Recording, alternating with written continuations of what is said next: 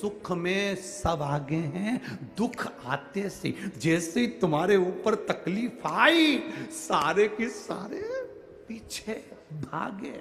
अब तुम क्यों मामा जी 10 लाख रुपए की जरूरत है, तुम कर सकते हो मामा जी, अरे बोलते जा पीछे। काका जी वो बेटा और बहू का झगड़ा हो गया, अदालत में बात चल रही है। काका जी तुमने ही शादी पक्की कराई थी, तुम जरा लड़की वालों से जाकर बोलो ना, इतना केस लगाया उन्होंने हम पर, दहेज का केस लगा दिया, सब थाने में बंद है। काका जी तुमने शादी कराई, तुम जाके बोलो ना, लड़की वाले से थोड़ा तो कह सकते हो ना। काका जी पीछे। जरा सी कोई घटना घट गई, तुम एक एक को अजमा के देख लेना, एक एक को। यहाँ जितने बैठे हो ना, और जितने आस्था चैनल पर कथा सुन रहे हो, जितने फेसबुक यूट्यूब पर कथा सुन रहे हो, दुख की घड़ी में एक एक को आजमाना, मुझे 20 लाख दे दो, मुझे 15 लाख दे दो, मुझे 25 लाख दे दो, मुझे 10 लाख दे दो। दुख की घड़ी में आजमा कर देखना, एक भी नहीं आगे होगा, सब पीछे होंगे। दुख की घड़ी में केवल तुम्हारा एक साथ दे सकता है, तुमने जो एक लोटा जल महादेव को चढ़ाया, एक बेलपत्र जो समर्पित करी, वो तुम्हारा साथ दे सकता है। तुमने जो भगवान का भजन करा, जो तुमने राम नाम, कृष्ण नाम, शिव नाम, जो तुमने लिया है भगवान का नाम, वो तुम्हारा साथ दे सकता है। जो तुमने दान करा पूर्व में, वो तुम्हारा साथ देगा। जो तुमने पुण्य करा पूर्व में, वो तुम्हारा साथ देगा। मैं ये श्री घनश्याम लाल जी अग्रवाल जी के परिवार में जो कथा हो रही है, मैं इनको धन्यवाद दूंगा, उसके साथ में इनके घर में होने वाली वो पोती को धन्यवाद दूंगा, जिसके कारण ये कथा हो रही है।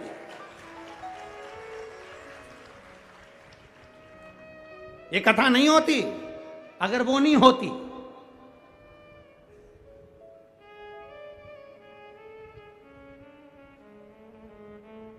क्या नाम है उसका, उस बेटी का नाम क्या है? प्रियंक, दीपिका, देविका, वो बेटी का भाव देखिए।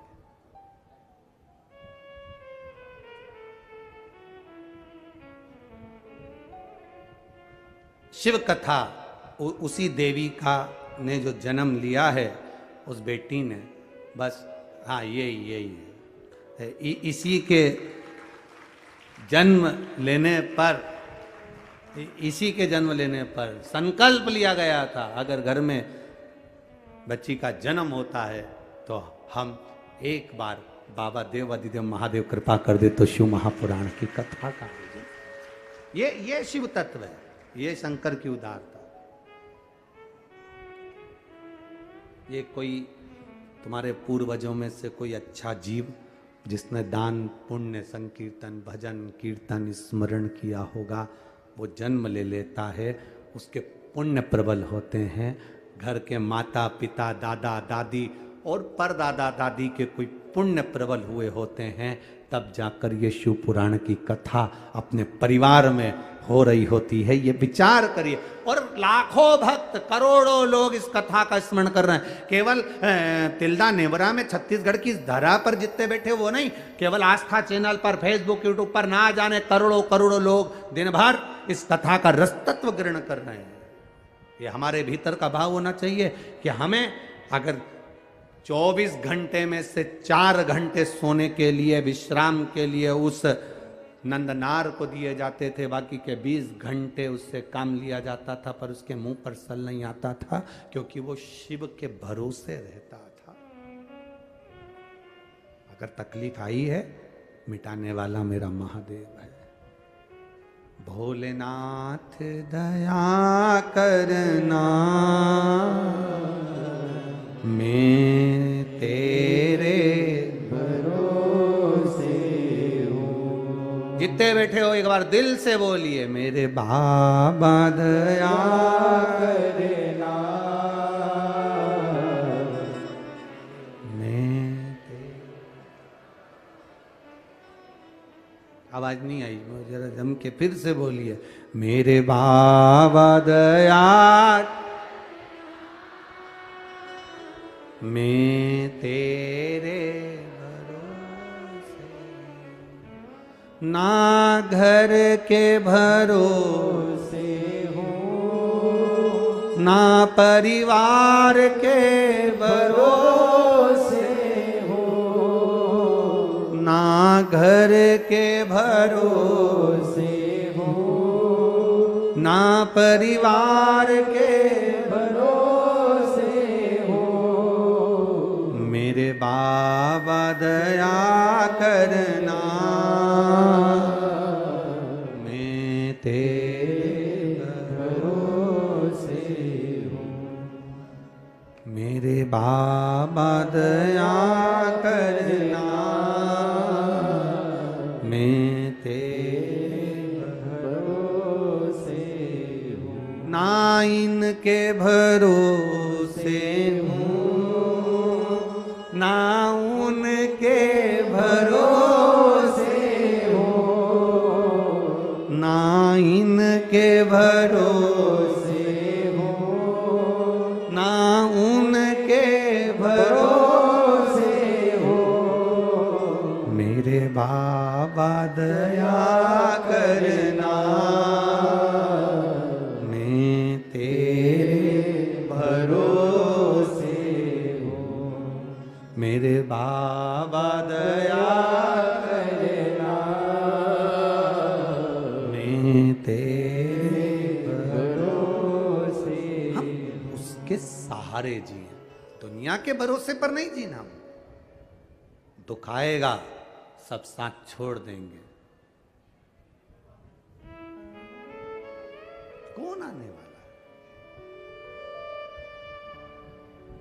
अच्छा, फिर एक प्रश्न आपसे करें, उत्तर देना।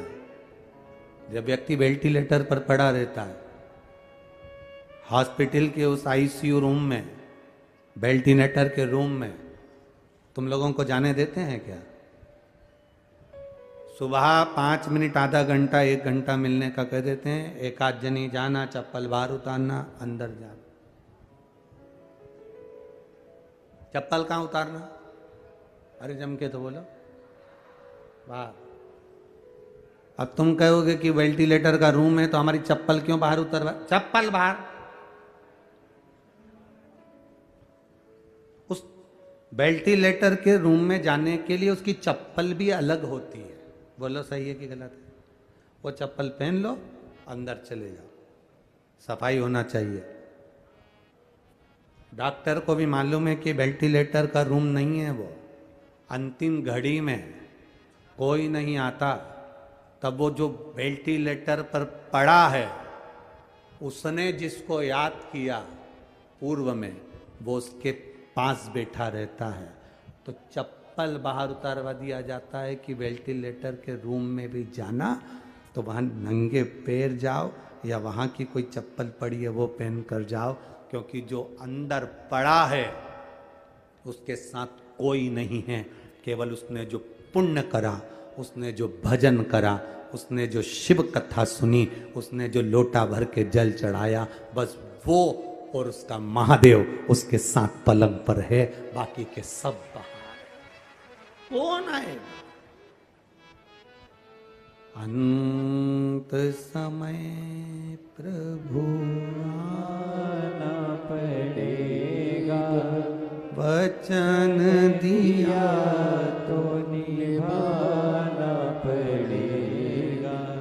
आए ना आए प्रभु कुटुंब कबीला, अंत समय प्रभु आना पड़ेगा, और वचन दिया तो निभाना पड़ेगा।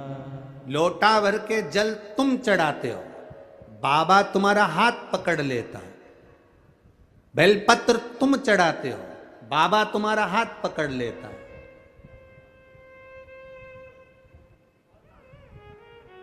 बाबा ने पकड़ लिया।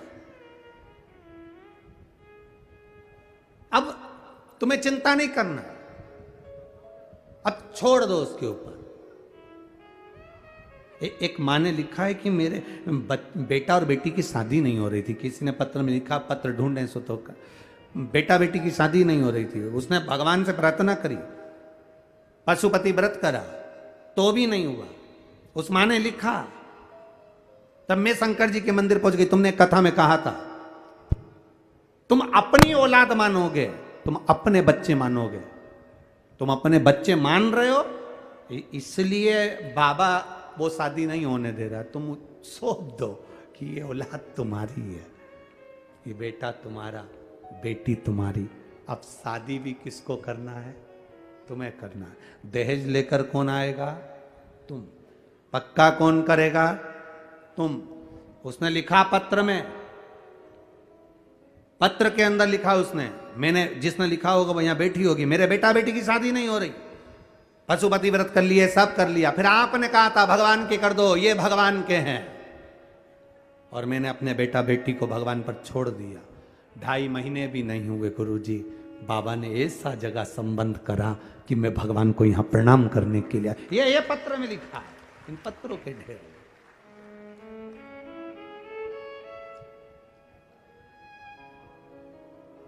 उसको ढूंढा जाए तो समय लगता है, थोड़ा पढ़ लेते हैं तो रख देते हैं ध्यान।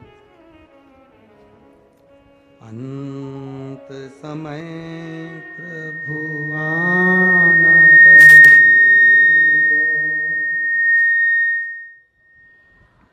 वचन दिया तो निभाना पड़ेगा। आए ना आए प्रभु कुटुंब तभी, अंत समय और वचन दिया तो निभाना पड़ेगा। शिव कृपा उसी को कहते। अब वो ढूंढे सो तो टाइम लगेगा। शंकर की करुणा इसी को कहते। एक पत्नी ने संकल्प ले लिया, मेरे पति की सरकारी नौकरी लगना चाहिए, तेरे दरवाजे पर आती हूं। उसका भी पत्र।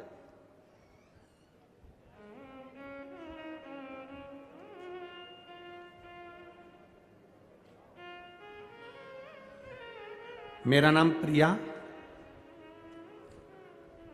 निर्मलकर, मेरे पति राकेश निर्मलकर, गांव खौली आरंग। खौली है कि रवोली है? हैं? खौली ना? खौली आरंग, जिला रायपुर, छत्तीसगढ़। मोबाइल नंबर ही है। कहीं बैठी हैं? अच्छा इधर है, ठीक है। हाथ हिला दो एक बार। हर हर महादेव। संकल्प ले लिया, नौकरी लगना चाहिए सरकारी, तेरे भरोसे हूं। बाबा का व्रत करा, पूजन करी, आराधना करी, 1 लोटा जल समर्पित कर। मेरे पति ने 2016 में एक नौकरी का अप्लाई करा था, और बाबा सुनता कैसा है वो समझने वाली बात है। अब 16, 17, 18, 19, 20, 21, 22, 23, कितना हो गया? 8 साल के करीब। और इसने शिव जी को जल चढ़ाना प्रारंभ करा, बाबा से विनती करना प्रारंभ करा।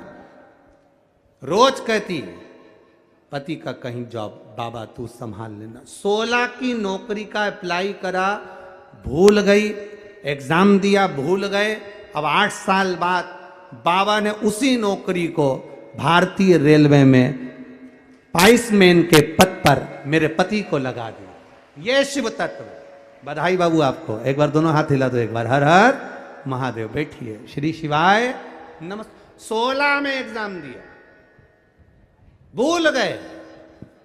हम तो बाबा के भरोसे चलते हैं, भोले बाबा के भरोसे चलते हैं, ये दुनिया वाले जलते हैं। अब उसने क्या करा? केवल शिव पर भरोसा, भगवान शिव की भक्ति में रम गई। उसने सोच लिया अब तुम्हारी, अब मेरा नहीं है, अब तुम्हारा है। पकड़ लो हाथ त्रिपुरारी, नहीं तो टूट जाएगा।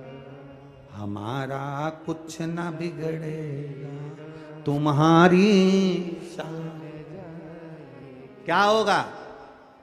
आज लोग कहते हैं गुरुजी आपके पास में इतने पत्र आते हैं, दुनिया के लोगों का इतना काम होता है, कारण क्या है? आप किसी को कोई बूटी देते हो, कोई बेल देते हो, कोई भभूति देते हो, कोई सामान देते हो। हमने कहा कुछ नहीं देते, उनको केवल एक ही बात कहते हैं, एक लोटा जल सारी समस्या का हल। शिव के दरवाजे पर जाइए, शंकर की भक्ति करिए, भगवान का भजन करिए, शिव तत्व को जानने का प्रयास करिए, वो संभाल ले। हम उसके सहारे जीना चाहते हैं, दुनिया के सहारे नहीं। अब ये 2016 की नौकरी के लिए अगर ये दीदी 50 ऑफिसरों से जाकर मिलती, भैया जी हमने 16 में एग्जाम दिया था, नेताजी हमने 16 में एग्जाम दिया था, भैया प्लीज कुछ करो ना, एप्लीकेशन देती, हाथ जोड़ती, निवेदन करती। ईमानदारी से बोलना, कोई करवा देता क्या? फाइल आगे बढ़वा देता क्या? नहीं, ये हाथ जोड़ती रह जाती, सबसे कहती रह जाती, भैया जी हाथ जोड़ो, नौकरी, भैया जी नौकरी, भैया जी नौकरी। कौन देता? और ये फाइल उसने शिव जी पर सौंप दी। एक लोटा जल चढ़ाती, बेलपत्र चढ़ाती, मंदिर की सफाई करती, मंदिर का निर्माल्य उठाकर विसर्जन करती। बस ये काम करते करते बाबा ने वो 16 की 23 में भगवान ने पूरे भरोसे के साथ दे दी। ये शिव तत्व है, वो घड़ी है।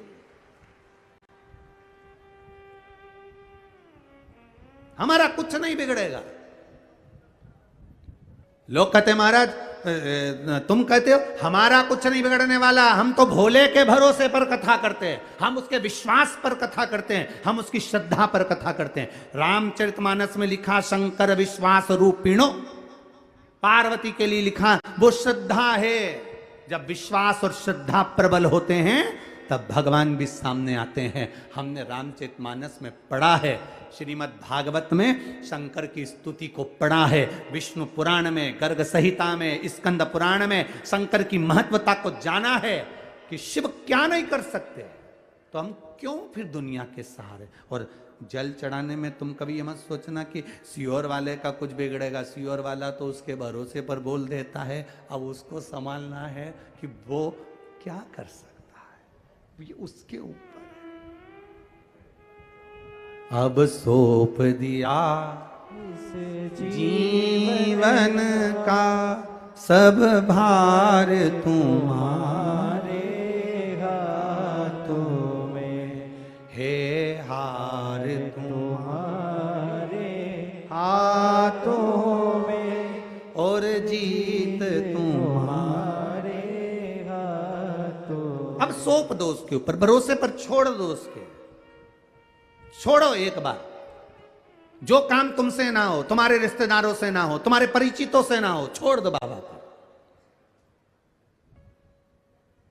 जो काम किसी से ना हो, बाबा के भरोसे छोड़ दो। तुम आज से नियम ले लो छत्तीसगढ़ वालों, जितने आस्था चैनल पर सुन रहे हैं वो भी, और जितने मोबाइल पर सुन रहे हैं वो भी, जो काम तुमसे ना हो, हाथ जोड़ जोड़ के रह गए, पांव पड़ पड़ के रह गए, भैया देख लो ना, भैया आप करा दो ना, भैया मेरा ये काम करा दो ना, दुनिया के हाथ जोड़ जोड़ के रह गए। आज नियम लो अधिक मास से, सावन के महीने से। अब नहीं बोलूंगी तुमसे कि तुम करना, अब बोलूंगी मेरे काल अधिपति महाकाल से, उससे बोलूंगी वो करेगा, मेरे शिव से बोलूंगी वो करेगा। तुम लोग नंबर भी गलत डायल करते हो ना, दिक्कत तो तुम्हारे साथ ये लगाना था बिमला देवी को, लग गया कमला देवी, तो नंबर ही गलत डायल करते, तुम्हारी आदत ही बुरी है। तुम तो उसमें क्यों, जैसे एक पत्नी एक पत्नी मर गई, वो उसका अंतिम संस्कार करके आ रहा था, उसका नाम था जो भी ये नाम हो उसका, और मर गई। अब मैं किसी का नाम ले दूं तो वो कहेंगे हम तो अभी जिंदा बैठे, और महाराज के मर गए। अब उसकी पत्नी मर गई तो नाम पत्नी का लू ही नहीं तो अच्छा है। अब पत्नी मर गई, उसका अंतिम संस्कार करके आ रहा था। अब एक पति है, उसकी पत्नी का दिल्ली में जॉब लगा था। पत्नी ने पति को मैसेज किया, उस पत्नी ने दिल्ली वाली ने, कि मैं अच्छे से पहुंच गई हूं, कुछ दिन में मैं आपको यहां पर बुला लूंगी। वो मैसेज जाना था उसके पति को, पहुंच गया इसके पति को, जो ये अंतिम संस्कार करके आ रहा था। चलते चलते इसने मैसेज पढ़ा तो पढ़ते से ही चक्कर खा के नीचे गिर गया। मैं आराम से पहुंच गई हूं, 2 हफ्ते में तुम्हें भी बुला लूंगी। 2 हफ्ते के अब मैसेज उसने दिल्ली वाली ने अपने पति को भेजा था, अब वो मैसेज पहुंच गया इस पति के, नीचे गिर गया। लोगों ने पानी का छींटा देकर इसको उठाया। हुआ क्या, उसने पहुंच के मैसेज करा है। परिवार वालों ने बोला ऊपर मोबाइल लेके थोड़ी ना गई है, मैसेज किसी दूसरे का गलत तुम्हारे पास आ गया है। तब खोदा विधि करी, तब उसका मैसेज नहीं था, दिल्ली वाली ने अपने पति को करा था, तो इधर वाले को लग गया।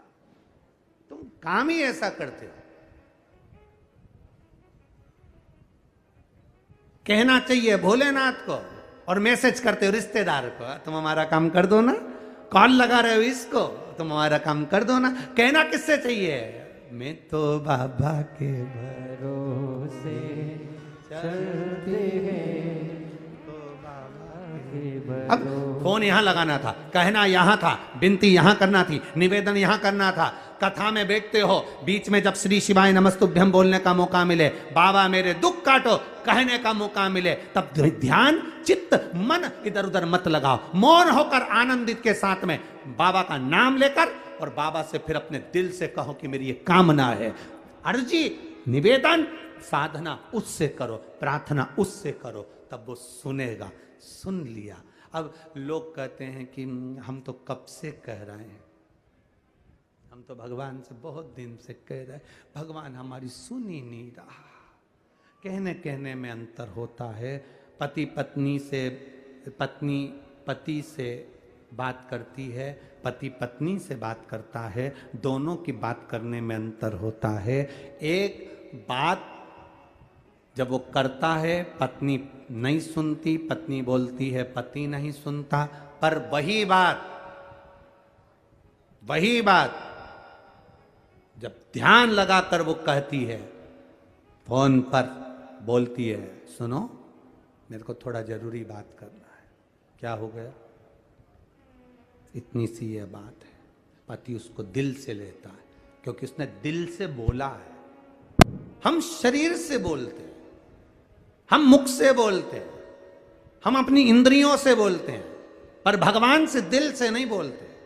जिस दिन आप अपने चित्त की बात, अपने मन की बात, अपने हृदय की बात दिल से बोलना परमात्मा से प्रारंभ कर दोगे, परमात्मा सुनेगा, धारण करेगा। पर तुम्हारी आदत है डायल गलत कर रहे हो। कई लोग तो ऐसे हैं केवल मिस कॉल देते हैं। मिस कॉल से मतलब थोड़े दिन तक मंदिर जाएंगे, भगवान नहीं सुनता, जाना बंद कर देंगे। भगवान तो हमारी सुनता ही नहीं है, मतलब मिस कॉल दिया, 2-4 बार चले गए, नहीं उठाया, तो वापिस दूसरे को ट्रायल करेंगे। कहीं का महाराज आएगा, वो बता देगा कि ये वाला कर लो, उनके पास चले जाओ, फिर दूसरा मिस कॉल देंगे, फिर वहाँ से काम नहीं होगा, दूसरी जगह चले जाएंगे। फिर इनका पूरी जिंदगी मिस कॉल लगाते लगाते हो गया। तो रिश्तेदार भी कह दिए इसकी तो आदत है, दिन भर मिस कॉल करती है। कभी कॉल तो करो, कभी प्रार्थना तो करो, कभी दिल से तो पुकारो।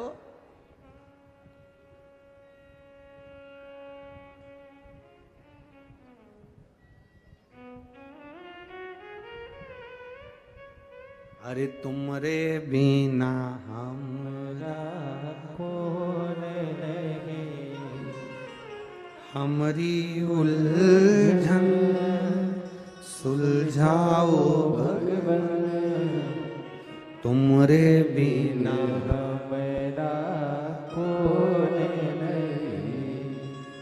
ओ पालनहारे निर्गुण न्यारे, तुमरे बिना मेरा कौन नहीं। जिस दिन तुमने ये अजमा लिया कि तेरे बिना कोई नहीं है, कोई नहीं,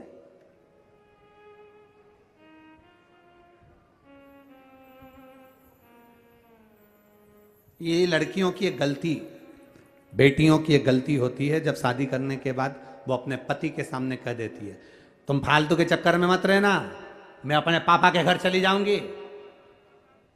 नहीं, तुम्हें भरोसे पर कहना चाहिए तुम्हारे साथ शादी कर कर आई हूं, तुम जैसा रखोगे वैसी रहूंगी, मुझे कोई किसी से मतलब नहीं, जब तुम मेरे साथ हो तो मैं सबसे लड़ लूंगी पर तुम्हारा साथ नहीं छोड़ूंगी। ये होना चाहिए। पर तुम अकड़ करके देती हो, मतलब आप कई बार भजन करते करते, भक्ति करते करते अपने मन को डोल लेते हो।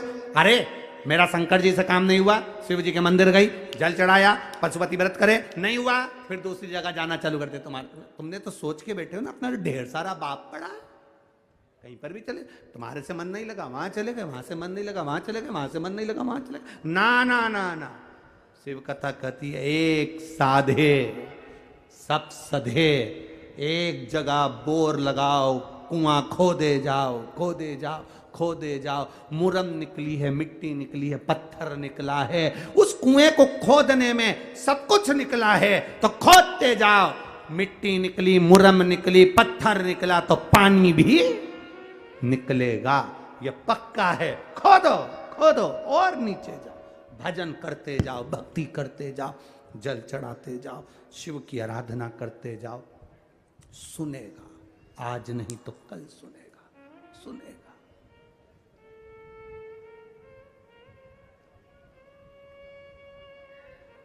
अरे तुमरे बिना हमरा कौन नहीं, हमारी उलझन सुलझाओ भगवान, तुमरे बिन हमरा कौन नहीं। उस बहन ने, इसमें पत्र में लिखा, बहन ने शंकर भगवान के सामने जाकर कह दिया, उसको नहीं मालूम कि 2016 के नौकरी का उसने कर, बस बोल दिया तू संभाला, अब तेरे भरोसे किसी के दरवाजे पर हाथ नहीं जोड़ो,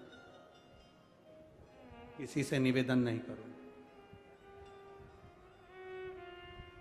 कहाँ तुम लोगों, जोड़ लो, किसी के हाथ भी जोड़ना हो तो तुम्हें मना नहीं है।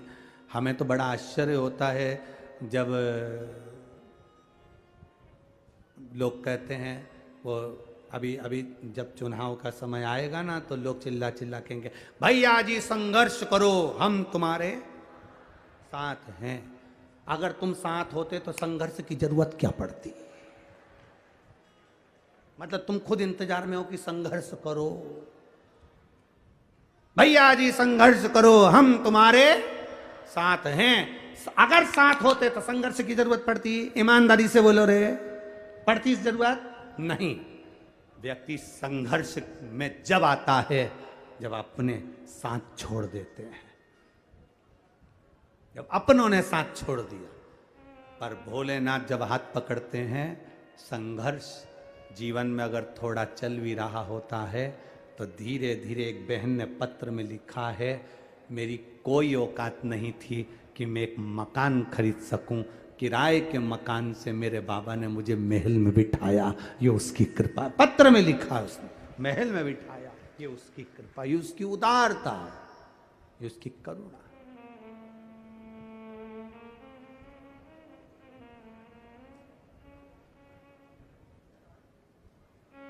आपका विश्वास दृढ़ी करिए, आपका भरोसा दृढ़ी करिए।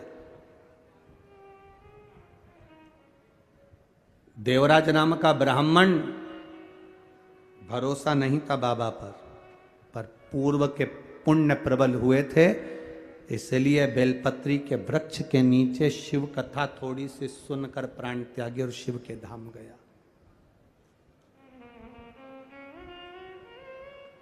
पूरे बगीचे में से फूल वही लिया जाता है जो आपको प्रिय लगता है। तिल्दा नगर में भी ढेर लोग रहते होंगे, आसपास के गांव में भी ढेरों लोग रहते होंगे, पूरे छत्तीसगढ़ में ढेरों लोग रहते होंगे। क्या सब शिव महापुराण की कथा में पहुंच जाते हैं? बोलो जम के, पहुंचते हैं? नहीं।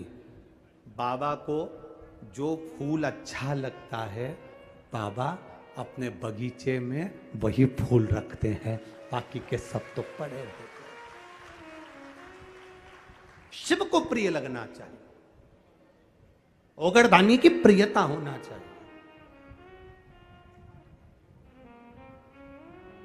आप सब जितने भी इस पंडाल में कथा सुनने के लिए बैठे हैं, जितने भी आस्था चैनल के माध्यम से कथा सुन रहे हैं, फेसबुक यूट्यूब के माध्यम से कथा सुन रहे हैं, ये आपकी प्रियता है। कई लोग ऐसे भी हैं जो दिन में कथा नहीं सुन पाते, रात्रि को सुनते हैं। कई लोग ऐसे हैं अपने मोबाइल में सेव कर कर रख लेते हैं, बाद में सुनते हैं। कई लोग ऐसे हैं शिव महापुराण का कोई भी तत्व आया उन्होंने दूसरे को फॉरवर्ड कर दिया। कई लोग ऐसे हैं कथा का थोड़ा सा क्रम अगर छट कर भी आ गया तो लोगों को भेज दिया। मतलब स्वयं सुनो, दूसरों को सुना रहे हैं, दूसरे के हृदय में भी शंकर के विश्वास को जागृत कर रहे हैं। शिव के विश्वास को जागृत किया जाए, शिव तत्व को जागृत किया जाए, भक्ति को जागृत किया। देवराज विश्वास नहीं था पर शिव के आश्रित होकर प्राण त्यागे, इसलिए शंकर के धाम गए, शिव के धाम। एक बिंदुक नाम का ब्राह्मण चोरी करते करते भूमि से दीवार पर चढ़ा हुआ जा रहा था, पांव फिसलते पानी में गिर गया, मर गया, जल में मरा, इसलिए उसकी गति नहीं हुई, मोक्ष नहीं हुआ। पत्नी बेधव्य हो गई। चंचुला देवी ने अंतिम संस्कार करवाया। शिव धाम काशी में जाकर भगवान के धाम में पहुंचकर कथा का तत्व श्रवण किया, कुछ क्षण का, कुछ देर का। प्रयास करना 7 दिन में, मेरी माताओं से और मेरे भाइयों से निवेदन है, 7 दिन में, पूरे 7 दिन शिव महापुराण की कथा को सुनने के लिए उसके पंडाल में उसके सामने नहीं जा सकते। प्रयास करना, अगर पास में रहते हो, 50-100 किलोमीटर की दूरी पर भी रहते हो, तो प्रयास करना कि 7 दिन में से 1 दिन हम बाबा के चरणों में पहुंचकर उसकी भक्ति कर कर आए, जिससे बाबा मेरी झोली भर देवे, हम उसका अनुमोदन करें।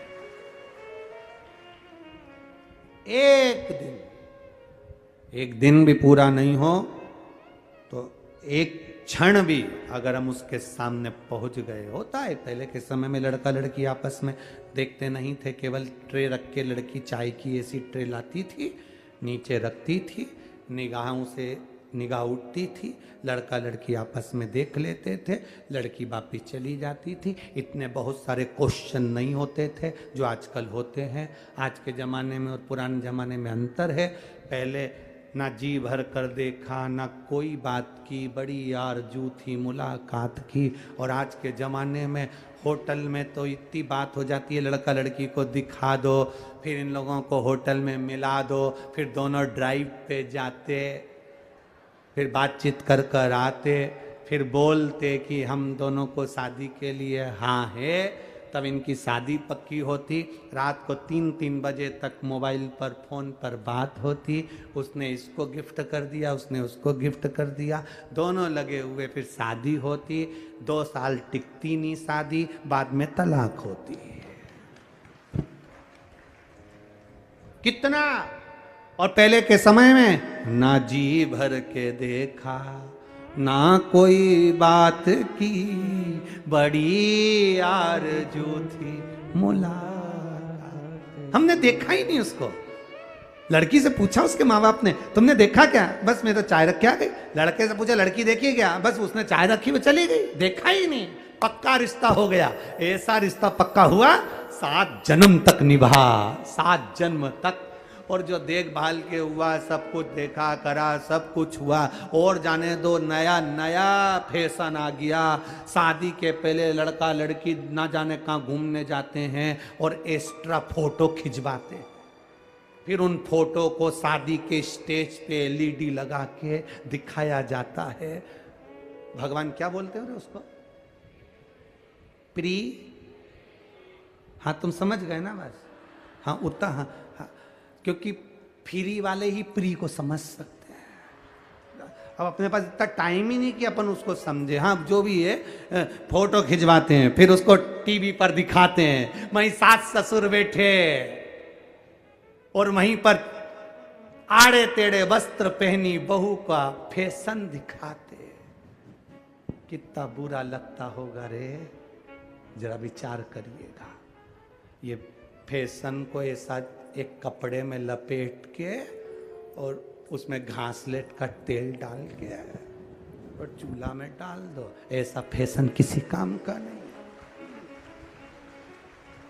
है। शादी के पहले लड़का और लड़की के चित्रों को इस तरह से सारी दुनिया में प्रेषित किया जाए, ये ठीक नहीं है। हमारे घर की बहन बेटी को ऐसा दिखाया जाए कि वो दोनों कहीं वो ऐसा हाथ करा और ये यूं यूं फिर कन्नी जैसी घूम रही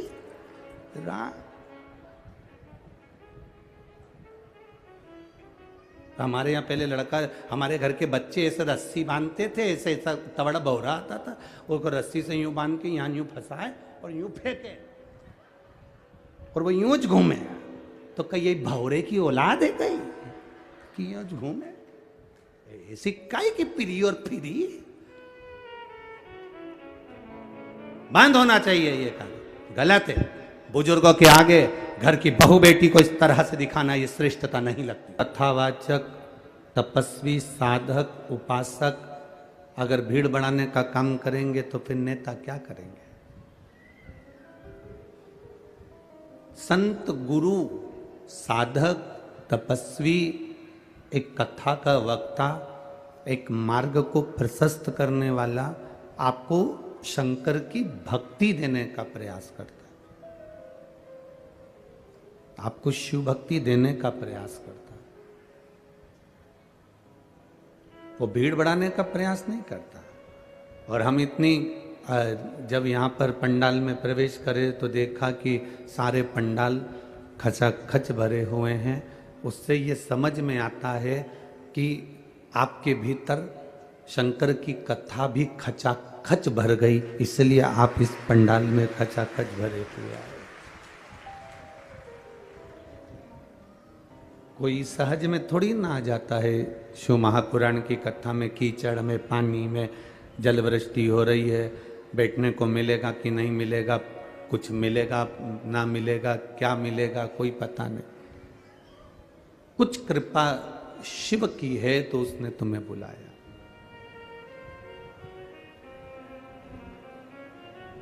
दिखावे से भले गरीब होगे चलेगा, धन से भले गरीब होगे चलेगा, सत्ता और वैभव से भले गरीब होगा चलेगा, पर मन से कभी गरीब मत होना।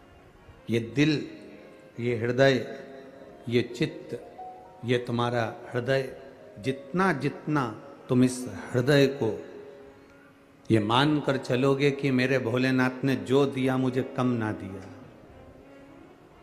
शरीर तो अच्छा दिया ना, हाथ तो अच्छे दिए ना, पाँव तो अच्छे दिए ना, नेत्र तो अच्छे दिए ना, भजन करने के लिए मुख तो अच्छा दिया, और जिस घर में मुझे जन्म दिया वो घर भी अच्छा दिया, मेरे परिवार वाले मिले मुझे अच्छा मिला, मेरा छत्तीसगढ़ मुझे मिला और मेरी पवित्र मातृभूमि भारत देश मुझे मिला। इससे बढ़कर वो कुछ नहीं चाहिए।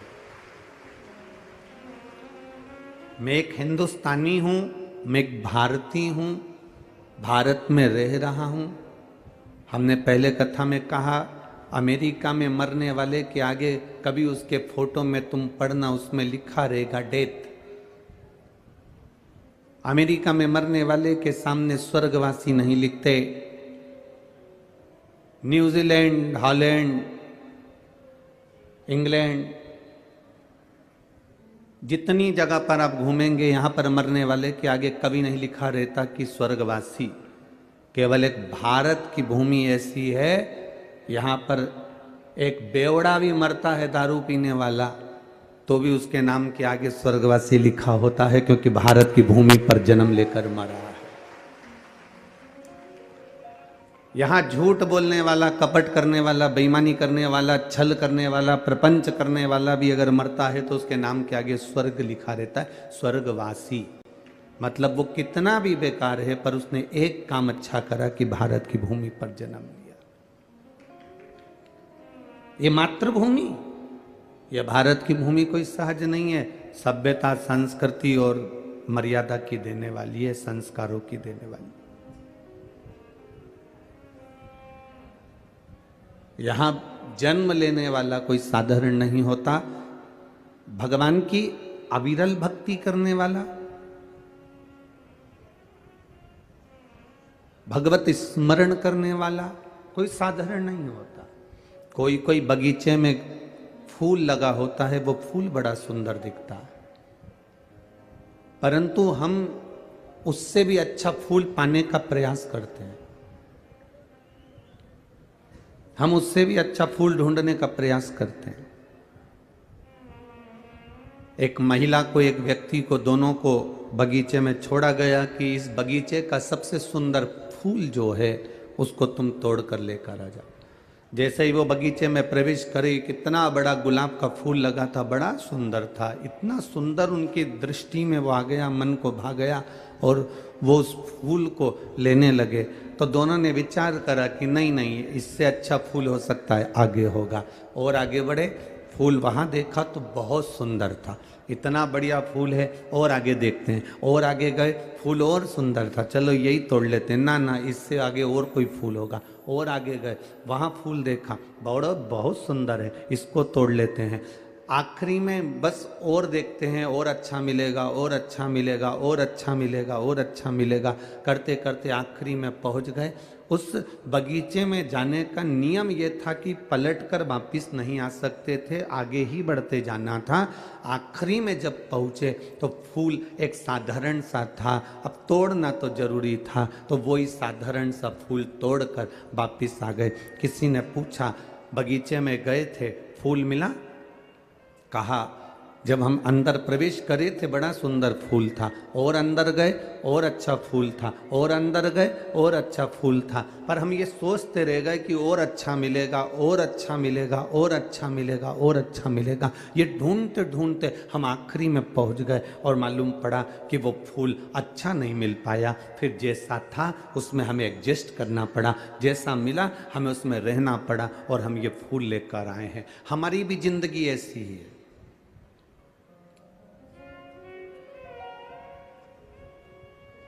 हमें अच्छा लगता है कभी कभी कि बस 1 महीने की बात और है, इसके बाद मेरा जीवन ऐसा होगा, लोग देखेंगे मुझे। 1 महीना और निकल जाता है, फिर उसको आता है, बताओ अभी तक नहीं, बस 15 दिन और बचे हैं, अच्छा फिर समय आने वाला है, फिर 1 महीने बाद देखना मैं क्या करके दिखाती हूँ। फिर 1 महीना आएगा, फिर 1 महीना आएगा, सालों निकलते चले जाते हैं, और अब अच्छा ढूंढने का प्रयास करते करते अपनी जिंदगी को बचपन गंवा देते हैं, जवानी गंवा देते हैं, अधेड़ी गंवा देते हैं, बुढ़ापा निकाल देते हैं, और मरने की कतार पर आ जाते हैं। अच्छा ढूंढते ढूंढते हम पलंग पर पड़ जाते हैं, पर हमको अच्छा नहीं मिल पाता, हमारी जिंदगी वही रोते रोते निकल जाती है। शिव महापुराण की कथा कहती है, अच्छा ढूंढने का प्रयास मत करो, जो तुम्हारे पास में है वो इतना अच्छा समय है, जो तुम गुजार रहे हो वो समय इतना अच्छा है, जो तुम्हारे पास वस्तु है वो इतनी अच्छी है, बस उसी में एडजस्ट करना सीख जाओ, तो तुम्हें अच्छा ढूंढते ढूंढते मृत्यु की सैया तक नहीं पहुंचना पड़ेगा। आप अच्छे हो, आपको अच्छा मिल चुका है, जो आपके पास में, जो आपको भगवान ने शरीर दिया, उससे सुंदर कोई शरीर नहीं होगा। आप क्यों अपने आप को कम समझते हो? दूसरे को देखकर तुम्हें लगता है वो कितनी सुंदर है, वो कितना सुंदर है, उसने कितना अच्छा कपड़ा पहन रखा है, उसने कितना अच्छा वस्त्र पहन रखा है, उसने कान के कुंडल कितने अच्छे पहन रखे हैं, उसने हाथ की चूड़ी कितनी अच्छी पहन रखी। ना ना ना ना, आप ये देखो कि आप जो पहने हो वो किसी से कम नहीं है। दुनिया की सारी हीरो हीरोइन तुम्हारे आगे फीके हैं। तुम जिस दिन सोचना चालू कर दोगे उस दिन तुम नंबर 1 पर पहुंच जाओ। आप अपने आप को तो छोटा समझ रहे हो, अरे मुझसे आगे वो है, मुझसे बड़ा वो है, मुझसे बड़ा वो है, लोग मुझे तो सुनते ही नहीं है, लोग मुझे तो देखते ही नहीं है, लोग मेरी तो बात मानते ही नहीं है, लोग मुझसे तो कोई बात करते ही नहीं है, जो करता है मेरी जेठानी से करते हैं, जो करते हैं मेरी सासू से करते हैं, जो करते हैं मेरी देवरानी से करते हैं। ना ना ना ना, आप अपने आप को छोटा समझ रहे हो, आप अपने आप को नीचा देख रहे हो, आप अपने आप को दुनिया की दृष्टि से आप अपने आप को छोटा समझ रहे हो। जिस दिन अपनी क्वालिटी अपन खुद बनाएंगे, तो अपनी क्वालिटी जब हम खुद बनाएंगे तो मार्केट में भी हम अच्छे ही नजर आएंगे। हम अपनी क्वालिटी बना ही नहीं पा रहे, हमने अपनी सोच को अच्छा बनाने का प्रयास ही नहीं किया। जिस घर में रहते हैं दूसरे का घर देखते हैं, दिवाली पर जाकर पर्दे देखते हैं तो बड़ा अच्छा लगता है। तुम्हारे यहाँ के पर्दे बड़े सुंदर हैं, तो तेरे यहाँ के पर्दे बेकार हैं। जब भी बात करेंगे तो कहेंगे भाभी जी भैया जी तो इतने अच्छे हैं ना, तुमको चूड़ी भी दिला दी है, तुमको साड़ी भी दिला दी है, भैया जी इतने अच्छे हैं ना, तुम्हें तो हर कभी घुमाने रायपुर भी ले जाते हैं, तुम्हें तो फ्लाइट में भी बिठा दिए, भैया जी तो इतने अच्छे हैं। अपने पति में कमती दिख रही है, ये मुझे कभी घुमाने नहीं ले गए, बल्कि 4 लोगों में जाकर कहना था मेरे पति जैसा दुनिया में कोई नहीं होगा, जो मेरी बात के अनुकूल नहीं, मैं उनके अनुकूल चलती हूं। वो मेरे अनुकूल नहीं चलते, मैं उनके अनुकूल चलती हूं। एक बार सत्यभामा जी को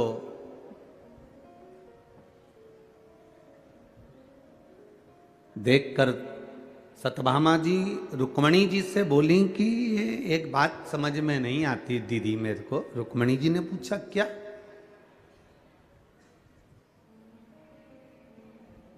कौन सा पुण्य करा है इस द्रौपदी ने, जिसके 5 पति हैं? कौन सा पुण्य करा इस द्रौपदी ने जिसके 5 पति हैं और वह 5 पति भी इसके कहने में चल रहे हैं? आप देखिएगा जरा, वो पुण्य कौन सा है?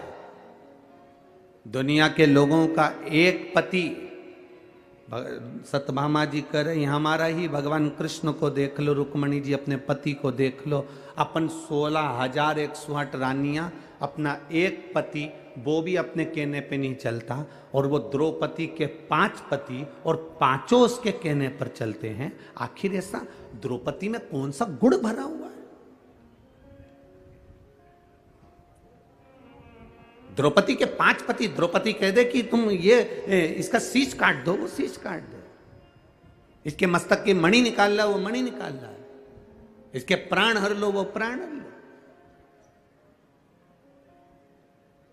हमारा पति एक कृष्ण तो भी हमारे कहने पर नहीं, और हम 16,108 रानियां, और हमारा पति कहने में नहीं चलता। और ये द्रौपदी के 5 पति होने के बाद भी द्रौपदी के कहने पर चलते हैं। आखिर द्रौपदी के ऐसा क्या पुण्य करा था? द्रौपदी के पास में ऐसा क्या है? द्रौपदी के पास में ऐसा क्या बूटी है, कौन सी जड़ी है, कौन सी ऐसी भभूति है जो द्रौपदी फेंक देती है और 5 पति उसका कहना मानते? ऐसी कई माताएं जो ना जाने कितनी कितनी जगह पर जाकर कहती होंगी हमारा पति हमारी सुनता नहीं है, गुरु जी कोई ऐसा उपाय बता दो ना कि हमारा पति सुन ले। अब गुरु जी की लुगाई से पूछ लो उनका सुनता है क्या? पहले जो तुम गुरु जी के पास गई हो ना पूछने के लिए कि हमारा पति हमारी नहीं सुनता, तो गुरु जी की लुगाई से भी पूछो कि तुम्हारा सुनता है कि ना सुनता।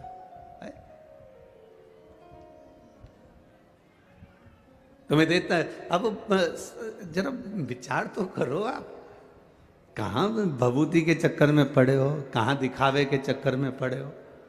किस दिखावे की तुम बात करते हो?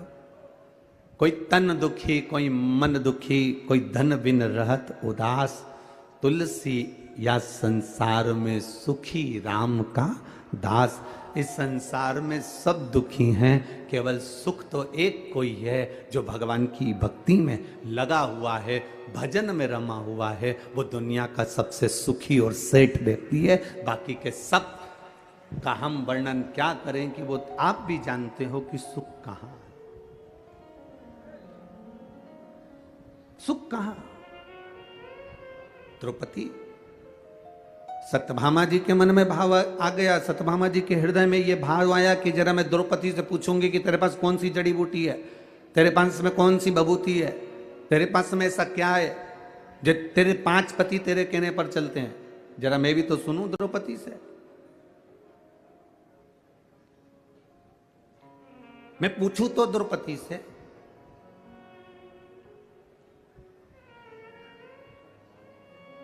सत्यभामा जी द्रौपदी के पास गईं और द्रौपदी से जाकर पूछा, द्रौपदी हमारा एक पति भगवान कृष्ण हमारे कहने पर नहीं चलते, तेरे 5 पति तेरे कहने पर चलते हैं, उसका कारण क्या है?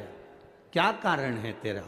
तब द्रौपदी ने कहा, मैं तो ये नहीं जानती कि मेरे पति कहने में चलते कि नहीं चलते, पर इतना जरूर है,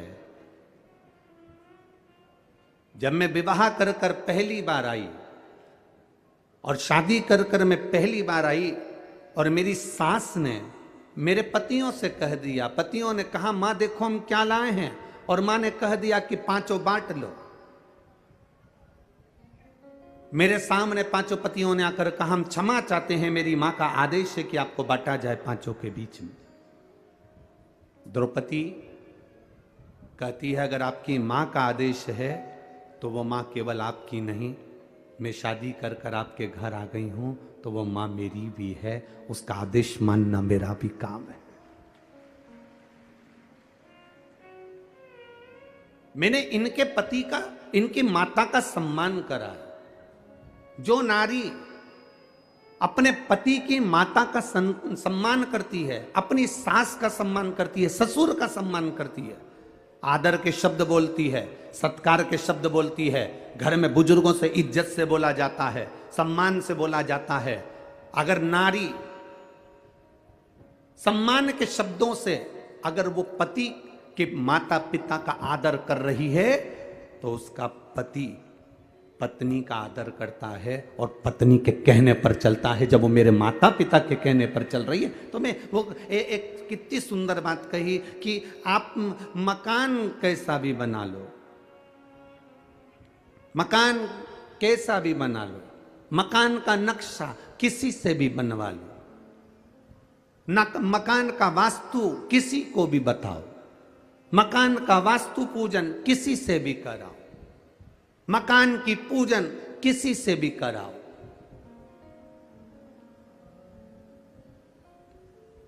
उससे मकान में कभी आनंद नहीं आएगा। मकान में बस 2 चीजों का होना जरूरी है।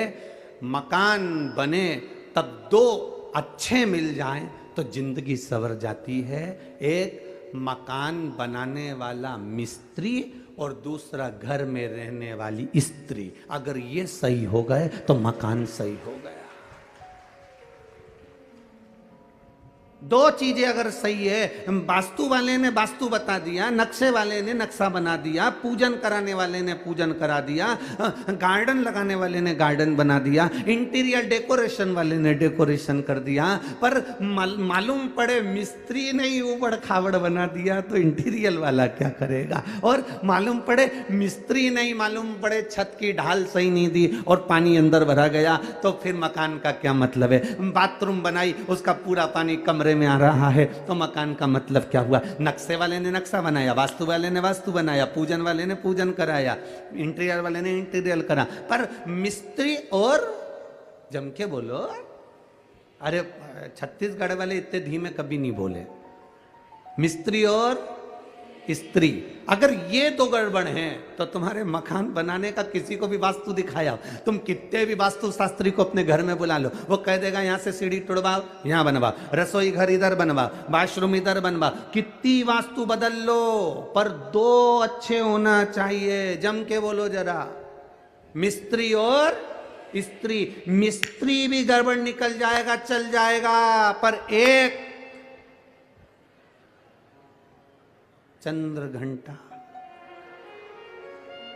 कुष्मांडा, स्कंदा अगर अच्छी निकल जाए तो टपरे में भी रह लेती है, और अगर चंद्र घंटा गड़बड़ निकल जाए तो टपरे भी बिकवा देती है। स्त्री और मिस्त्री,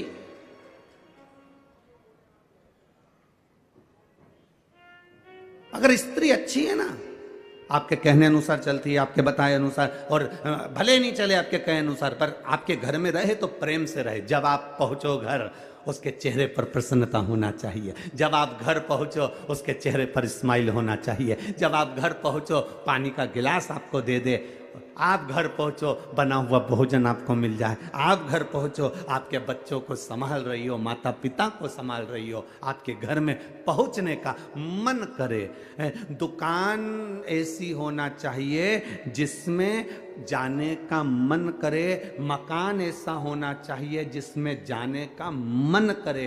अगर मकान में और दुकान में जाने का मन नहीं करता तो वो दुकान मकान किसी काम का नहीं होता। मन लगना चाहिए। मैं जिस व्यापार को कर रहा हूँ उस व्यापार में मेरा मन लगे। मैं कपड़े की दुकान खोलकर बैठा हूँ, कपड़ा बेचने में मेरा मन लगे। मैं किराने की दुकान पर बैठा हूँ, किराना बेचने में मेरा मन लगे। मैं कोई वस्तु की दुकान मेडिकल लेकर बैठा हूँ तो दवाई में मेरा मन लगे। उसी तरह घर में आप आधे घंटा, 1 घंटा, 2 घंटा, 5 घंटा, 2 दिन, 3 दिन, 4 दिन, 5 दिन गए हो, आपका मन घर में रमना चाहिए तो ठीक है। स्त्री और मिस्त्री ये 2 ठीक हैं तो आपका घर भी ठीक है।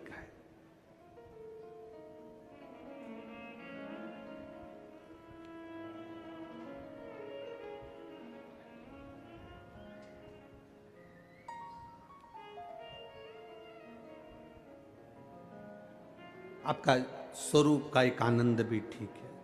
बनाओ आप मकान का नक्शा, किसी से बनवाना हो तो हमें कोई दिक्कत नहीं है। वास्तु जिसको दिखाना है दिखाइए, मना नहीं है। पूजन जिससे कराना है कराइए, मना नहीं है। इंटीरियर जिससे कराना है कराइए, पर 2 चीजों का स्मरण रखिएगा, मिस्त्री और स्त्री का स्मरण करिएगा।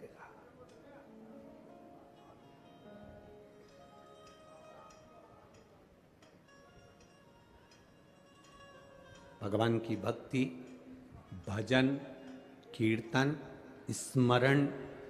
स्वयं द्रौपदी से सत्यभामा जी ने पूछा कि तू ये बता कि तेरे 5 पति तेरे कहने पर चलते हैं।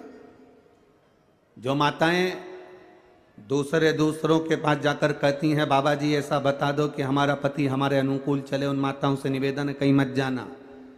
तुम अपने घर में बुजुर्गों का आदर करना चालू कर दो, तुम अपने घर में बुजुर्गों का सम्मान करना चालू कर दो, तुम अपने घर में माता पिता का आदर करना चालू कर दो, तुम्हारा पति तुम्हारे कहने पर चलना प्रारंभ कर देगा। तुम आदर करो, तुम सम्मान करो, तुम सत्कार करो। तुम अगर किसी को अगर सम्मान दे रहे हो तो तुम्हें सम्मान मिलना प्रारंभ हो जाएगा। तुम आदर कर रहे हो तो तुम्हें आदर मिलना प्रारंभ हो जाएगा। अगर हम यहां से आपको श्री शिवाय नमस्तुभ्यम कहते हैं तो लोग पलट कर श्री शिवाय नमस्तुभ्यम कहते हैं। हम यहां से बोलते हैं बोल बम का नारा है, आप पलट कर बोलते हो बाबा एक सहारा है। सारी समस्या का हल सावन के महीने में 2 लोटा जल। अब ये आप पलट कर दे रहे हो हमको, हम आपको कह रहे हो तो आप पलट कर जवाब दे।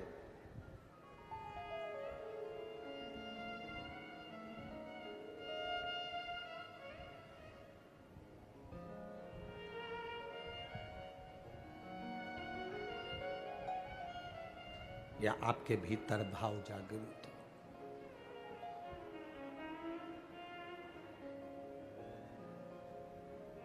महाराज, आपके भीतर जब मिलन की आस, परमात्मा के दर्शन की आस प्रबल होती है तब परमात्मा को खुद दर्शन देने आना पड़ता है। स्वयं एक भक्त की कथा बड़ी विचित्र है, जिसका नाम था नंदनार।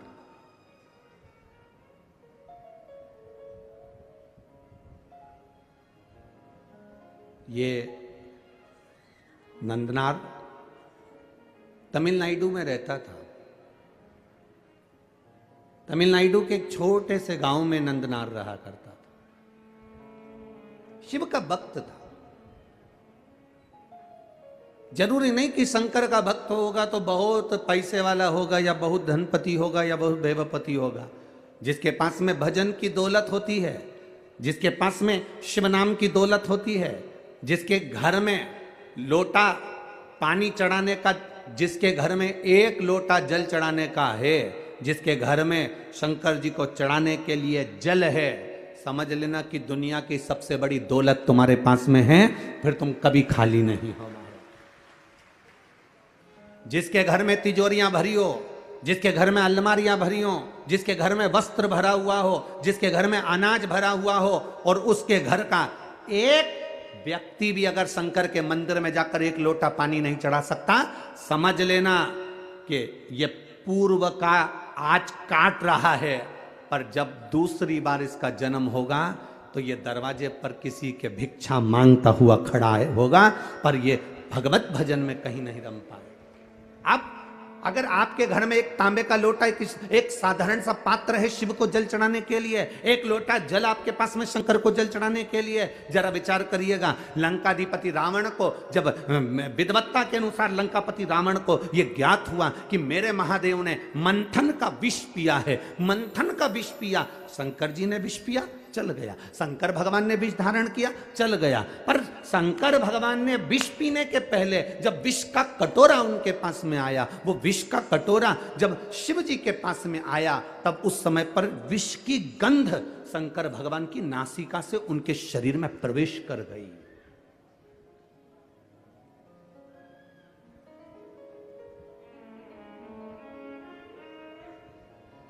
वो एक वो ऐसा विक्स का एक ऐसा वो होता है, उसको नाक में ऐसे डालो तो खींचते हैं सर्दी होने पर, क्या बोलते हैं वो तो तुम्हें मालूम होगा, ठीक है। बाम की डब्बी होती है, विक्स की डब्बी होती है, किसी किसी की आदत होती है शाम को सोने से पहले वो थोड़ा थोड़ा नाकों में सूंघ लेते हैं, भेजे में वो चला जाता है सूंघने पर।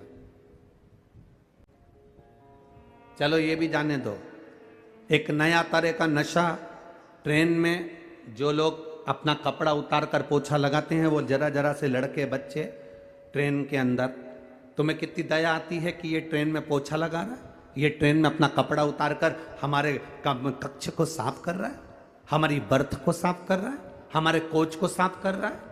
उस बच्चे को किसने कहा कि तू ट्रेन में पोछा लगा? उस बच्चे को किसने कहा कि तू ट्रेन में जाकर अपने कपड़े को उतार कर सफाई कर? प्रशासन कभी किसी को नहीं कहता कि तुम सफाई करो, उसने अपने सफाई कर्मी लगा कर रखे हुए हैं, पर वो बच्चा अपने कपड़े उतार कर सफाई इसलिए करता है, तुम 1-2 रुपए दे दो, वो 1-2 रुपए मिलेंगे, कहीं से नशे का सामान लाएगा, रुमाल में उसको डालेगा और सूंघेगा सूंघेगा सूंघेगा, और नशा कर कर कर वो बच्चा एक दिन मर जाता है।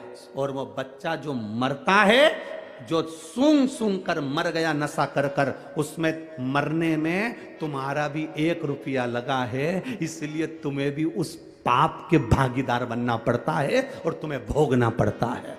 इसीलिए शिव महापुराण की कथा कहती है, बेटी, गाय और लक्ष्मी 50 बार विचार करना कि कहां तुम दे रहे हो। बेटी को देने से पहले विचार करो कि बेटी किसको दे रहे हो, गौ माता को देने से पहले विचार करो कि गाय किसको दे रहे हो, और लक्ष्मी किसी भिखारी के कटोरे में पैसा डालने से पहले विचार करना कि कहीं मदिरा पान में तो नहीं लगाएगा, कहीं मांसाहार में तो नहीं लगाएगा, कहीं जुए में तो नहीं लगाएगा, कहीं गलत जगह पर तो नहीं लगाएगा, क्योंकि देने वाले को रोना पड़ता है। 50 बार विचार करो, उसके बाद विचार कर कर सोचना कि मैं दूं कि ना दूं। अब तुमने, वो बच्चा जो था वो नशा काय से कर रहा था? सूंघने से। सूंघता था और वो नशे में धुत हो जाता। अब वो कौन सा नशा वो करता था कि सूंघ कर पूरा शरीर उसका बेकार हो जाता, शिथिल पड़ जाता, नशे में धुत हो जाता, संभल नहीं पाता, चल नहीं पाता, बस शुद्ध में लगा रहता। उसी तरह लंकाधिपति रावण को यह ज्ञात हुआ,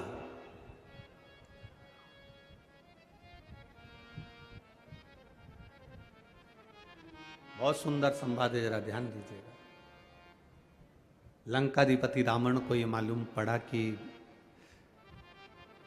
मेरे महादेव के सामने विष का कटोरा गया, विष का पात्र गया, और वो विष का पात्र पीने से पहले उनके नासिका से वो सुगंध उनके अंदर चली गई।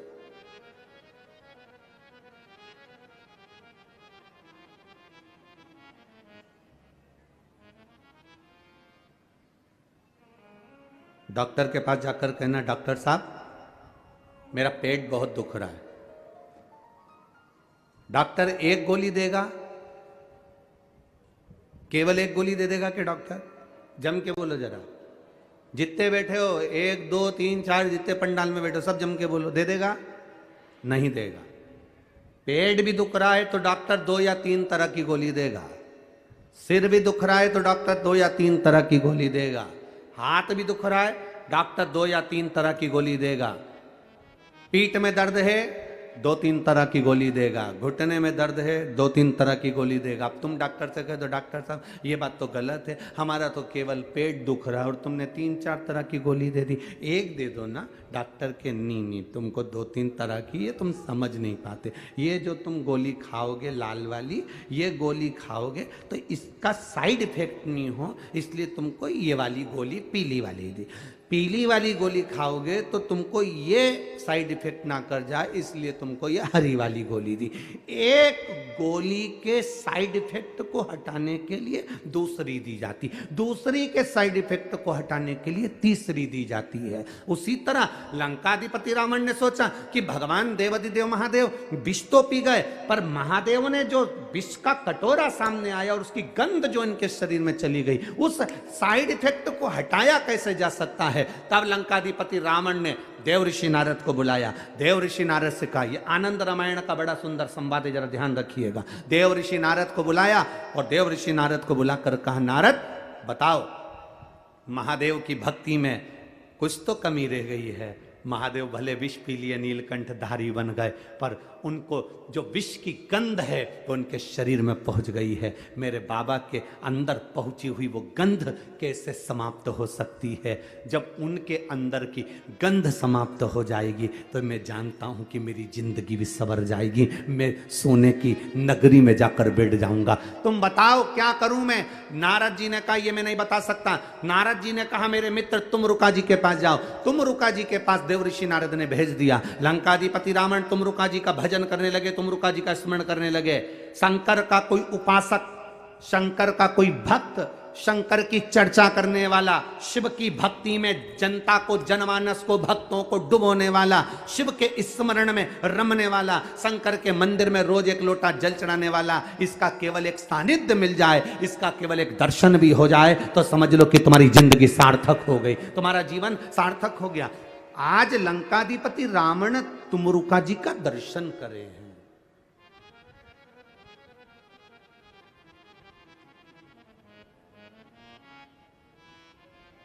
और लंकाधिपति रावण ने तुमरुका जी से पूछा कि बताओ, शंकर जी के शरीर में जो विष सूंघा गया, जो विष पीने के लिए आया, तो उसकी गंध जो शरीर में आ गई, उसकी तरंग वो कैसे समाप्त हो? तुमरुका जी ने कहा, रावण दशानन 10 ग्रीवा, सुनो,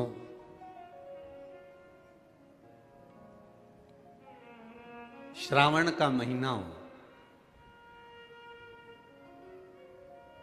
भूलवश भी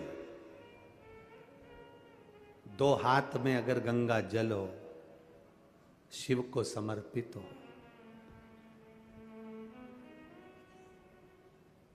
शंकर के सुगंध, विष की जो गंध अंदर गई है वो समाप्त होती है। जैसे जैसे वो गंध समाप्त होती है, वैसे वैसे जल चढ़ाने वाला जीवन में निहाल होता चले जाता है, उसके जीवन में वैभव और सत्ता बढ़ती चली जाती है। वैभव और सत्ता। हंसते हैं लोग कावड़ यात्रियों को देखकर, हंसते हैं लोग कावड़ियाओं को देखकर। लोग हंसी कर करके अपने अपने फेसबुक आईडी पर, अपने अपने यूट्यूब पर, अपने अपने मोबाइल पर, इंस्टाग्राम पर ये कावड़ियों को देखकर हंसकर इनका वीडियो बना बना कर डालते हैं कि ये पढ़े लिखे नहीं हैं, ये नहीं है, ये वो नहीं है। दुनिया के लोग, ताना देने वाले, अपशब्द कहने वाले, कई तरह के लोग हैं जो सनातन धर्म पर उंगली उठाते रहते हैं 24 घंटे बैठकर। कई लोग ऐसे हैं जो सनातन धर्म पर केवल आक्षेप लगाते रहते हैं 24 घंटा। उनके पास कोई काम नहीं रहता। क्या होता है कांवड़ चलाने से? इससे तो घर में बैठे रहो, थोड़ा सा पढ़ाई कर लेना चाहिए, स्कूल का बैग उठा लेना चाहिए। कहाँ कांवड़ उठा उठा कर जा रहे हो? कौन ने कहा तुमको कावड़ उठाने के लिए? ये दुनिया के लोग हैं जो ताना दिए बिगर नहीं रह सकते। उनको जवाब है तुमरुका जी का। उनको जवाब है देवर्षि नारद का, उनको जवाब है लंकाधिपति रावण का।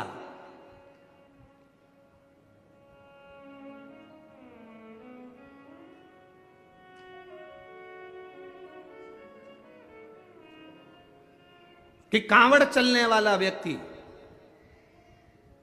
हाथ में जल का पात्र लेकर चलने वाला, कंधे पर रखकर कांवड़ लेकर जाने वाला, जितने कदम चलकर जाता है उतनी जिंदगी की उन्नति की सीढ़ियों पर चढ़ जाता है, उसे पीछे पलट कर नहीं देखना पड़ता। यह रावण की कथा कह रही है, यह आनंद रामायण कह रही है, यह भगवत भजन कह रहा है।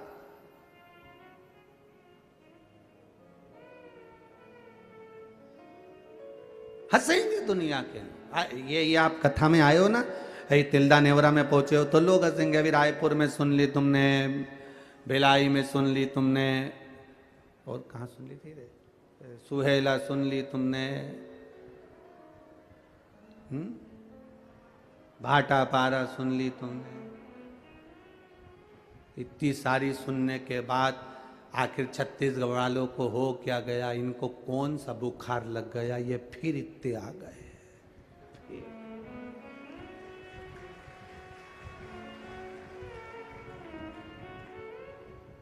ये सब अपने घर से क्या फ्री हैं?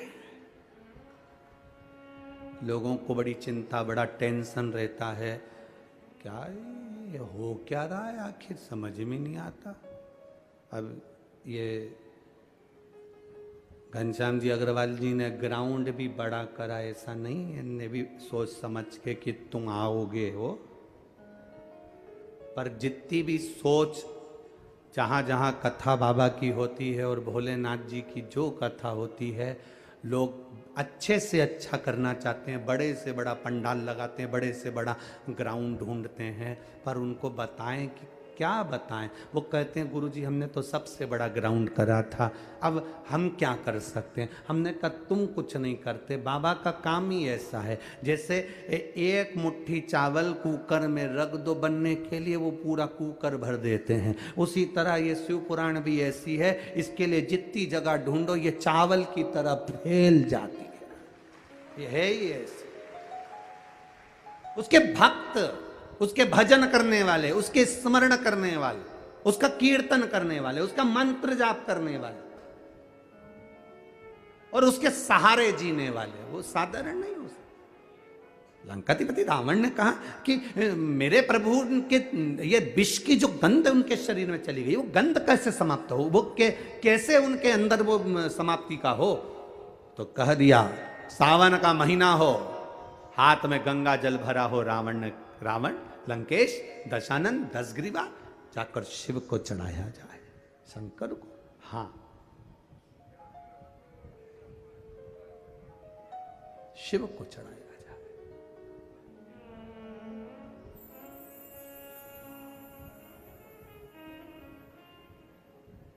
कावड़ का एक नियम रहा है, आप लोगों के स्मरण में होगा। जितने भारत के भूमि के, इस विश्व के लोग, जितनी कथा कावड़ शिव महापुराण की कथा तिल्दा नेवरा में चल रही है, इसमें हम सुनेंगे कि कावड़ का नियम क्या होता है। कावड़ का जल किस जगह पर रख दिया जाए लाकर थोड़ा सा, कि जीवन में कभी संपदा की कमी ना हो जिंदगी में। कावड़ का एक नियम होता है कि कावड़ को ये कंधे से ये कंधे पर रखना है तो सिर के ऊपर से कभी नहीं लिया जाता। कावड़ का एक नियम है। कावड़ को इस कंधे से इस कंधे पर लाना है तो सामने से लाया जाता है, पीछे से लाया जाता है, पर सिर पर से बार कर उसको वापिस नहीं लाते, सिर पर से बार कर। कावड़ का एक नियम होता है, जिस नारी का, जिस व्यक्ति की संतान नहीं होती है, उसको कावड़ यात्रा करने से पहले अपनी गोदी में धान चावल को भरना पड़ता है। गोदी में उसको, जब तक महादेव के दरवाजे तक नहीं चली जाती, जब तक उसकी गोदी में वो धान चलते चलते उसकी झोली में वो हिलता रहता है, कावड़ का जल उसके कंधे पर रहता है। और जब वो कावड़, जिसकी औलाद नहीं, संतान नहीं, जब वो कावड़ का जल महादेव को चढ़ाती है तो पहले जल समर्पित करने के बाद फिर चावल के दाने बाबा के उस शिवलिंग पर समर्पित करती है कि बाबा मेरी गोदी में तू यहाँ तक लेकर आया है, ये गोदी खाली मत छोड़ना, मेरी गोदी भर देना, भले 25 साल हो गए। कावड़ यात्रा का नियम है, सिर पे से बार कर वापिस नहीं आती, सम्मुख से कावड़ निकल जाती। लंकाधिपति रावण को सुध पड़ी जब तुमरुका जी ने कहा जाओ लंकेश, अगर तुम चाहते हो कि शंकर के शरीर में गंध पहुंची है उस विष की गंध को समाप्त करना है, तो तुम जाकर महादेव को जल अर्पित करो सावन के महीने में। उसी को हमारे यहां कावड़ कहा गया। अब विश्वास, भरोसा, दृढ़ता शिव के प्रति जागृत कर कर चलते हैं। जब शंकर के प्रति जब हमारी जागरूकता होती है, शिव के प्रति जब हमारा एक विश्वास दृढ़ होकर हम चलते हैं, तो शिव हमें क्यों ना मिलेगा। एक बड़ा सुंदर भाव व्यक्त करता है। हमने पहले भी कथा में कहा, रायपुर की कथा में भी कहा और भाटापारा में भी कहा था, विषम परिस्थिति में किसी के हाथ जोड़ने से अच्छा है, किसी के पास जाकर बैठकर रोने से अच्छा है, देवादिदेव महादेव के मंदिर में एक लोटा जल धीरे धीरे एक बेलपत्री समर्पित कर कर, बेलपत्री की जो डंडी है बस शिवलिंग पर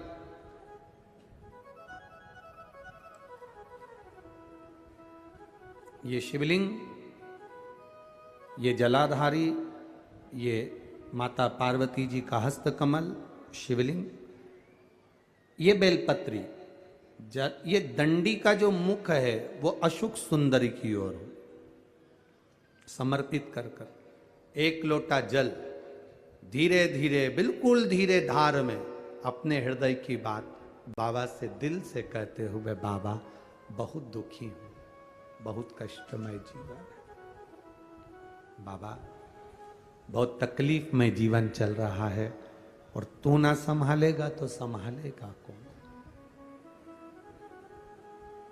त्वमेव माता च पिता त्वमेव बंधुश्च सखा, सब कुछ तो तुमको मान लिया।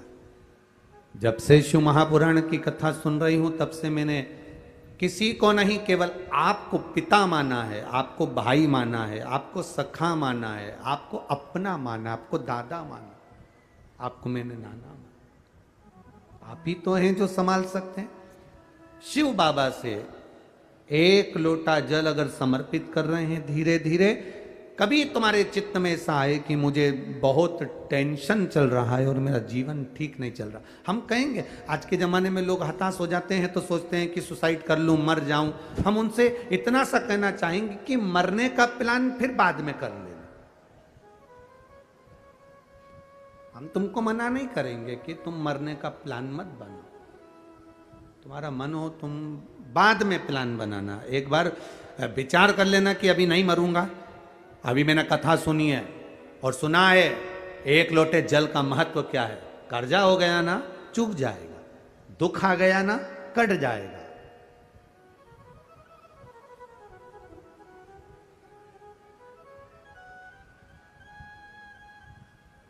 कर्जा भी हो गया तो कटेगा, मिटेगा। मरना उसका कोई एक प्लान नहीं है कि कर्जा तुम मर जाओगे तो कर्जा तुम्हारा चूक जाएगा। ना ना ना ना, कर्जा हो गया ना चुकाएगा बाबा। तुम्हारा विश्वास दृढ़ रखो, अपने भजन के बल को बढ़ाओ, शिव मंदिर में जाने का समय का आनंद पाओ, शंकर जी पे एक लोटा जल चढ़ाओ तो दिल से चढ़ाओ, राम नाम, कृष्ण नाम, शिव नाम जो जप रहे हो उसको दिल से जपो, भगवान की भक्ति दिल से करो।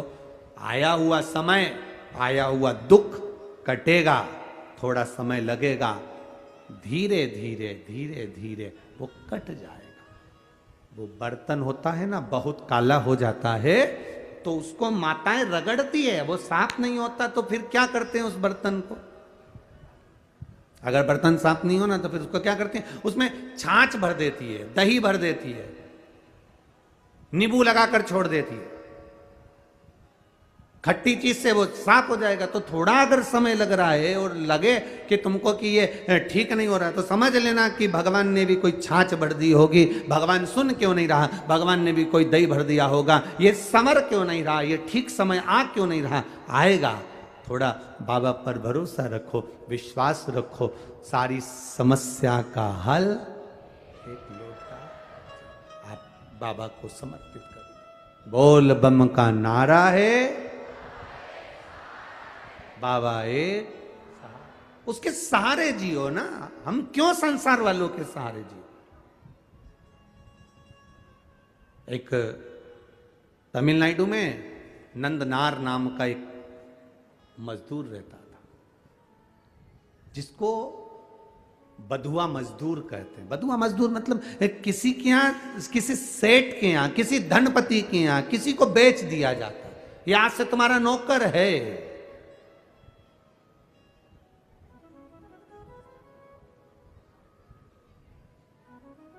नंदनार को उसके घर वालों ने उसको दे दिया, सेठ जी ये तुम्हारा, अब तुम जानो। पैसे ले लिए, नंदनार उनके यहाँ काम करने लगा।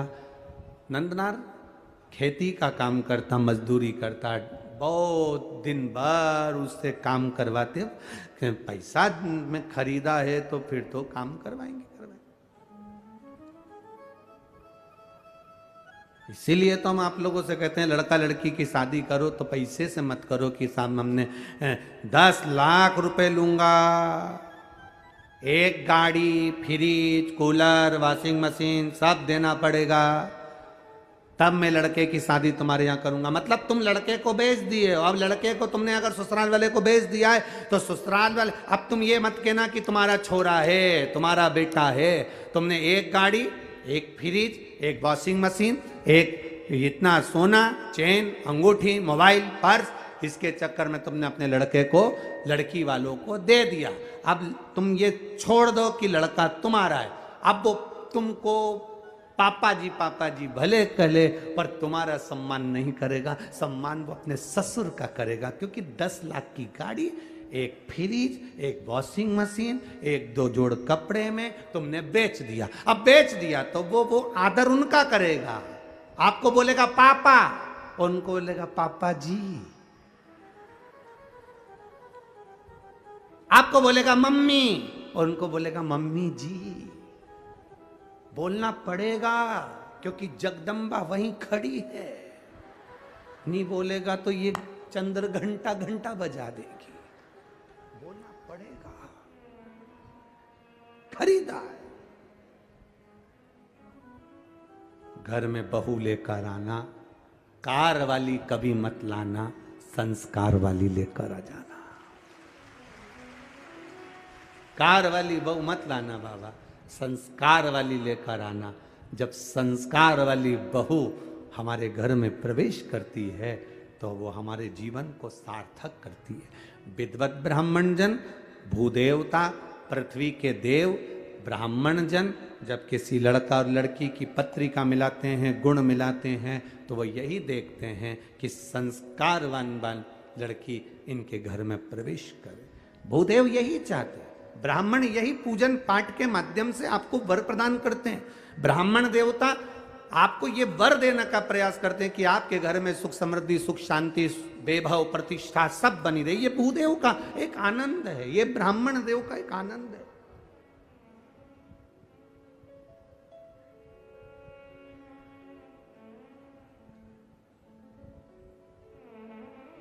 अब नंदनार काम कर रहे हैं, पर नंदनार के हृदय में एक बड़ा बड़ा भाव था।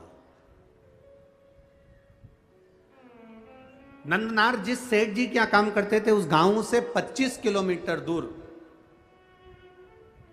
तिरुपुंगुर नाम का एक शिव मंदिर है तमिलनाडु में। तिरुपुंगुर 25 किलोमीटर दूर था वो मंदिर। नंदनार शिव की भक्ति में रमे रहते थे। खेती करते, काम करते, डलिया धोते, सेठ भी ऐसा कि 24 घंटे में से केवल 4 घंटा उसको आराम करने देता, बाकी का 20 घंटा उसको रधेड़े रखता, काम करवाता रहे। वो भी बेचारा मजदूर था, बधुआ था, बंधा हुआ था, कर रहा। निवेदन आप सबसे, धन से किसी को बांधने का प्रयास मत करो। धन और भय से कभी मत बांधना। आज तक इस शिव महापुराण की कथा में आपको कभी भय नहीं बताया कि तुम अगर शंकर जी को जल नहीं चढ़ाओगे तो तुम्हारे साथ ऐसा हो जाएगा, तुम अगर शंकर जी का व्रत छोड़ दोगे तुम्हारे साथ ऐसा हो जाएगा, तुम अगर शंकर जी के साथ ऐसा करोगे तो तुम्हारे साथ ऐसा हो जाएगा, क्योंकि शिव महापुराण में कहीं भय लिखा ही नहीं है। ये तो दुनिया के लोगों ने शंकर भगवान को भय बना दिया। शिव जी क्रोध के देवता हैं, रुद्र देवता हैं, गलत करोगे गुस्सा करेंगे, गलत करोगे ऐसा हो जाएगा। शिव महापुराण की कथा कहती है शंकर भगवान को पशुपतिनाथ कहते हैं। पशुपतिनाथ मतलब पशुओं का भी वो देवता है, साधारण सा नहीं, वो भोला है। उसको क्रोध तो केवल तब आता है जब उसके भक्तों पर विपदा आती है, और वो विपदा कटती नहीं तब मेरे महादेव को क्रोध आता है। हर कभी शिव जी को क्रोध नहीं आता, हर कभी शंकर भगवान को क्रोध नहीं आता। घर में रहने वाली माँ को हर कभी क्रोध थोड़ी ना आता है, घर में रहने वाली स्त्री को, घर में रहने वाली बहू को हर कभी क्रोध नहीं आता। जब देवरानी जेठानी में क्रोध कब आएगा? देवरानी जेठानी की झगड़ा होगा तो गुस्सा नहीं आएगी, पति की बात होगी तो झगड़ा नहीं, क्रोध नहीं आएगा। देवरानी जेठानी में लड़ाई होती है केवल औलाद के चक्कर में, बच्चों के चक्कर में। जब अपने पुत्र की बारी आती है और बच्चे के साथ अगर कोई बात हो, अगर जेठानी ने डांट दिया, देवरानी ने कुछ कह दिया, किसी ने कुछ कह दिया, मोहल्ले के लोगों ने कुछ कह दिया, बच्चों के चक्कर में जब घर की बहू, घर की दादी, घर का बुजुर्ग, घर का बड़ा अपने बच्चों के चक्कर में क्रोध कर सकता है, तो मेरा महादेव भी अपने भक्तों के चक्कर में क्रोध कर सकता है। जब उसके बच्चों को चोट पहुंची, उसके हृदय को चोट पहुंची।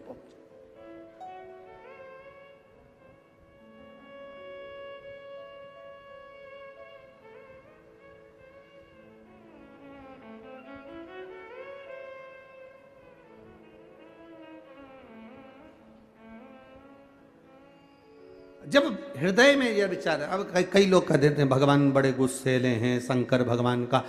कई माताएं कहती है हमने सोमवार का व्रत करा था गुरुजी, अगर हम छोड़ देंगे तो भगवान गुस्सा तो नहीं होंगे? हमने कहा कौन सी पुराण में लिखा है, वो भी तो बताओ कि भगवान को गुस्सा आया, इनने व्रत छोड़ा तो। ना ना ना, मेरा महादेव क्रोध नहीं करता, अनायास हर किसी पर क्रोध नहीं करता। मेरे बाबा तो इतने सरल हैं, इतने सरल हैं कि एक चोर चोरी करने ऊपर चढ़ा, उसके पास में कुर्सी नहीं थी, स्टूल नहीं था, निसेणी नहीं थी, शिवजी पे चढ़ गया, सामान जलाधारी चांदी की निकालने लगा। महादेव खुश हो गए, मांग ले तुझे क्या चाहिए।